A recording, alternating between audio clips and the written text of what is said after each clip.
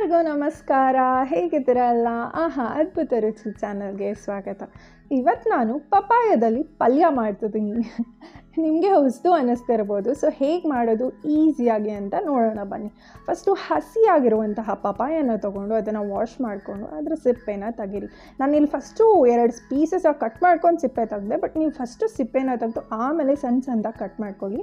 Medium ಸೈಜಲ್ಲಿ cut ಮಾಡ್ಕೊಳ್ಳಿ. And ಇದನ್ನು ವಾಶ್ ಮಾಡಿಬಿಟ್ಟು ಒಂದು ಬೌಲ್ಗೆ ಹಾಕಿ ವಾಟರ್ ಹಾಕಿ ಸ್ಟವ್ನ ಹಚ್ಚಿ ಇವಾಗ ಇದಕ್ಕೆ ಒಂಚೂರು ಅರಿಶಿನ ಪುಡಿ ಹಾಗೂ ಉಪ್ಪನ್ನ ಹಾಕಿ ಚೆನ್ನಾಗಿ ಬೇಯಿಸ್ಕೊಳ್ಳಿ.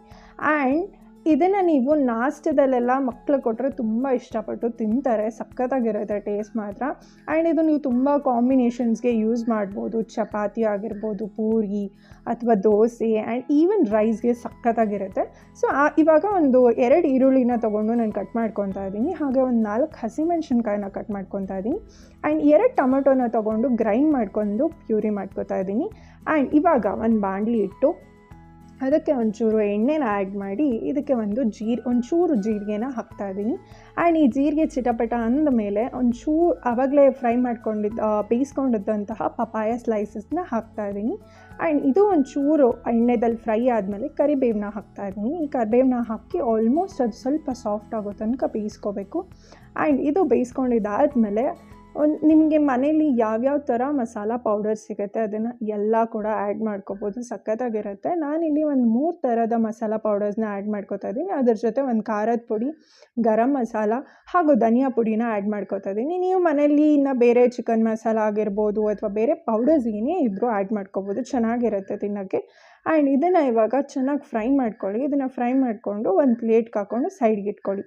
ಇವಾಗ ಅದೇ ಬಾಣಲಿಗೆ ಇನ್ನೊಂಚೂರು ಆಯಿಲ್ನ ಆ್ಯಡ್ ಮಾಡಿ ಆವಾಗಲೇ ಕಟ್ ಮಾಡ್ಕೊಂಡಿದ್ದಂತಹ ಹಸಿಮೆಣ್ಸಿನ್ಕಾಯಿ ಹಾಗೂ ಈರುಳ್ಳಿ ಎರಡನ್ನೂ ಹಾಕಿ ಚೆನ್ನಾಗೆ ಫ್ರೈ ಮಾಡ್ಕೊಳ್ಳಿ. ಸೊ ಈರುಳ್ಳಿ ಆಲ್ಮೋಸ್ಟ್ ಒಂದು ಲೈಟ್ ಬ್ರೌನ್ ಆಗೋ ತನಕ ಫ್ರೈ ಮಾಡ್ಕೊಳ್ಳಿ. ಆಮೇಲೆ ಇದಕ್ಕೆ ಶುಂಠಿ ಬೆಳ್ಳುಳ್ಳಿ ಪೇಸ್ಟ್ನ ಒಂಚೂರು ಹಾಕ್ಕೊಳ್ಳಿ. ಸೊ ಇದು 3 ಚೆನ್ನಾಗೆ ಫ್ರೈ ಮಾಡಿ. ಸೊ ಇದು ಫ್ರೈ ಆಗ್ತಿದ್ದಂಗೆ ಇನ್ನೇನೂ ಅಲ್ಲ, ಆವಾಗಲೇ ಮಿಕ್ಸಿಗೆ ಹಾಕ್ಕೊಂಡಿದ್ದಂತಹ ಟೊಮೆಟೊ ಪ್ಯೂರಿ ಇದೆ ಅಲ್ಲ ಅದನ್ನು ತೊಗೊಂಡು ಹಾಕ್ಕೊಳ್ಳಿ. ಆ್ಯಂಡ್ ಇದನ್ನು ಕೂಡ ನೀವು ಚೆನ್ನಾಗೆ ಫ್ರೈ ಮಾಡ್ಕೋಬೇಕು. ಬಿಕಾಸ್ ನಾವು ಹಸಿ ಟೊಮೆಟೊನ ಮಿಕ್ಸಿಗೆ ಗ್ರೈಂಡ್ ಮಾಡ್ಕೊಂಡಿರೋದ್ರಿಂದ ಹಸಿ ಸ್ಮೆಲ್ಲೆಲ್ಲ ಹೋಗಬೇಕು.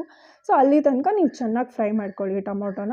ಸೊ ಇದೆಲ್ಲ ಫ್ರೈ ಮಾಡ್ಕೊಂಡಿದ್ದಾದಮೇಲೆ ಆವಾಗಲೇ ಪಕ್ಕದಲ್ಲಿ ಇಟ್ಕೊಂಡಿದ್ವಲ್ಲ ಏನು ಫ್ರೈ ಮಾಡ್ಕೊಂಡಿದ್ದಂತಹ ಪಪಾಯನ, ಸೊ ಅದನ್ನು ಇದಕ್ಕೆ ಹಾಕ್ಕೊಂಡು ಚೆನ್ನಾಗೆ ಮಿಕ್ಸ್ ಮಾಡ್ಕೊಳ್ಳಿ. ಅಷ್ಟೇ, ಆಗೇ ಹೋಯ್ತು ನೋಡಿ. ಆ್ಯಂಡ್ ನಾನು ಇದಕ್ಕೆ ಒಂಚೂರು ಕೊತ್ತಂಬರಿ ಸೊಪ್ಪನ್ನು ಹಾಕ್ತಾಯಿದ್ದೀನಿ. ಹಾಗೆ ಅದಕ್ಕೆ ಟೇಸ್ಟ್ ಇನ್ನೂ ಚೆನ್ನಾಗಿರೋಕ್ಕೆ ತುಪ್ಪ ಒಂಚೂರು ಆ್ಯಡ್ ಮಾಡ್ತಾಯಿದ್ದೀನಿ. ಸೊ ನೀವು ತುಪ್ಪ ಇಷ್ಟ ಇರೋರು ಹಾಕ್ಕೋಬೋದು. ತುಪ್ಪ ಇಷ್ಟ ಇಲ್ಲದವ್ರು ಯಾರು ಇರ್ತಾರೆ? ಸೊ ಹಾಗೂ ಇಷ್ಟ ಇಲ್ಲ ಅಂದರೆ ಅದನ್ನು ಸ್ಕಿಪ್ ಮಾಡ್ಕೋಬೋದು. ಆ್ಯಂಡ್ ರುಚಿಗೆ ತಕ್ಕಷ್ಟು ಉಪ್ಪನ್ನ ನೀವು ನೋಡ್ಕೊಂಡು ಹಾಕ್ಕೊಳ್ಳಿ. ಬಿಕಾಸ್ ಆಲ್ರೆಡಿ ಉಪ್ಪು ಹಾಕಿರೋದ್ರಿಂದ ಸ್ವಲ್ಪ ಜನ ಉಪ್ಪು ಕಡಿಮೆ ತಿಂತಾರೆ. ಸೊ ನೋಡಿಕೊಂಡು ನಿಮ್ಗೆ ಉಪ್ಪು ಎಷ್ಟು ಬೇಕೋ ಅಷ್ಟು ಹಾಕ್ಕೋಬೋದು. ಅಷ್ಟೇ, ಹಾಗೆ ಹೋಯ್ತು ನೋಡಿ ಪಪಾಯ ಪಲ್ಯ. ಸಖತ್ ಟೇಸ್ಟಿಯಾಗಿರುತ್ತೆ. ನಾನಂತೂ ಇವತ್ತು ಪರೋಟ ಜೊತೆ ತಿಂತಾಯಿದ್ದೀನಿ.